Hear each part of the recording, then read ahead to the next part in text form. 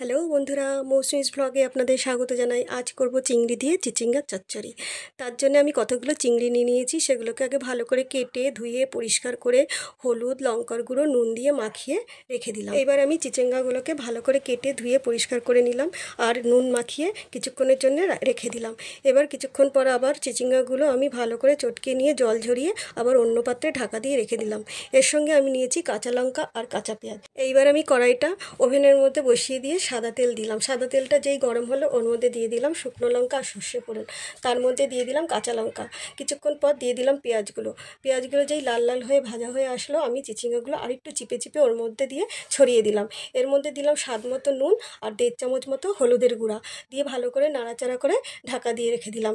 এবার আমি ওভেনে কড়াইটা বসিয়ে দিলাম। কড়াইটা যেই গরম হলো সাদা তেল দিয়ে দিলাম। তেলটা যেই গরম হলো ওর মধ্যে আমি চিংড়িগুলো দিয়ে একটু হালকা ভেজে তুলে নিলাম। এবার আমার অন্যদিকে চিচিঙ্গে ভাজাটা হচ্ছে। এবার আমি ঢাকনিটা আলগা করে চিচিঙ্গেটা আরেকটু নাড়াচাড়া দিয়ে আবার একটু ঢাকা দিয়ে রেখে দিলাম। কিছুক্ষণ পর আবার আলগা করে দেখলাম চিচিঙ্গেটা মজে গেছে। আমি চিংড়িগুলো ওর মধ্যে সব ছড়িয়ে দিলাম। ছড়িয়ে দিয়ে ভালো করে নাড়াচাড়া করে আবার কিছুক্ষণের জন্য ঢাকা দিয়ে রেখে দিলাম।